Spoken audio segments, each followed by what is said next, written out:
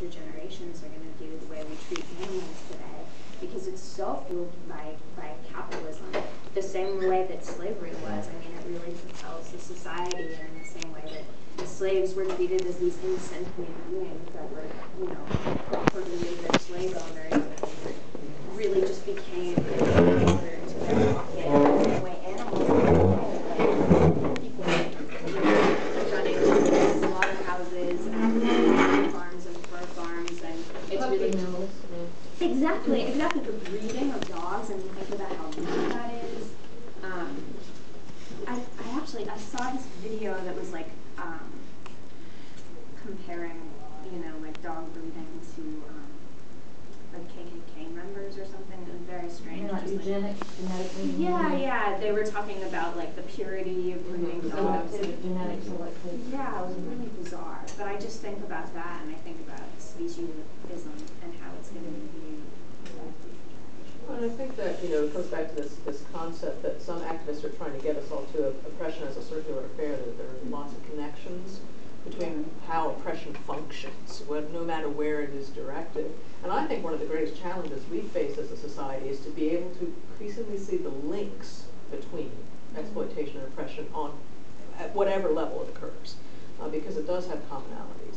But I think we, to our own peril, really, is we want to say, well, that's not the same as this, and this is not the same as this. And instead of seeing that there's a common thread in exploitation and oppression.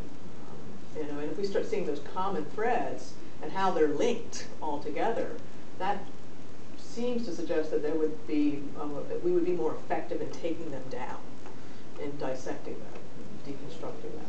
So I think, and I don't think we're, you know, it's so funny because, you know, if you think in the sciences, ecology has come a long way. In fact, ecology is no longer just a science, it's the way a lot of people think about the world. They see connections, but when it comes to oppression and exploitation, it's so much harder for people to make links, which is interesting.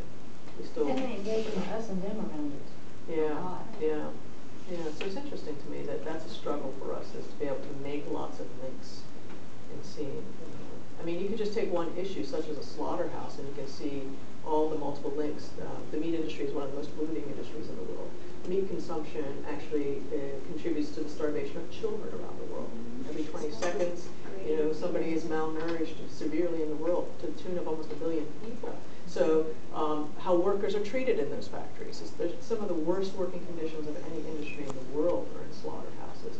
How the animals are treated there. All those things are linked, and they're contributing to bigger problems. So they're not separate from each other. What's happening to the workers is not separate to what's happening in terms of pollution, or water usage is another thing. The meat industry probably uses more water than any other industry. Pollutes the water, like pig farming. Pollutes the water. You know, so all these things are not separate. You know, if a worker is being exploited and in a polluted factory, and water usage means that they don't have access to clean water, you know, how the animals are treated, and all that stuff is linked. But we want to separate it out, you know, which can make it very difficult to address the issues. You know. Well, that makes it easier for us to eat meat, because all those things. Yeah, we don't want to think about children starving, because, you know, we are a rich country and we love our beef, but that means that children will starve around the world. And the rainforest gets cut down. That's right. There's another link. You know, so rainforests are really the lungs of the earth, and we're destroying those so McDonald's can graze cows. You know, so we can have like some cholesterol, heart attack inducing nasty thing.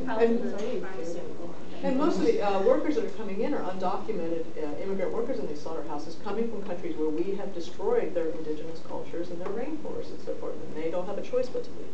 So it's all very linked. And they come here and eat that because it's cheap. Yeah. Well, it's like Coca-Cola in Africa. Coke is cheaper than water. That's how you get a population addicted to Coca-Cola, is you make it cheaper than water itself. And it's made with polluted water. That Coke itself has polluted. Yeah. It actually benefits Coke to pollute water, as they buy up water rights around the world. I was going to say, yeah, it's like the humans, nature, and environment, and animals, and how they're all connected, but we never see it, because that's the supremacy idea that you've been reiterating. It's because we're the only rational beings in that life cycle, we think that they're there for the use, they're there for the taking. And we all need each other, we're all interdependent. So one day, Maybe. It's gonna be a wrap. No, maybe. It's gonna be a wrap. Well, and it's interesting to look at how supremacy is constructed as an ideology. There are great similarities between, you know, men over women, humans over nature, white over black.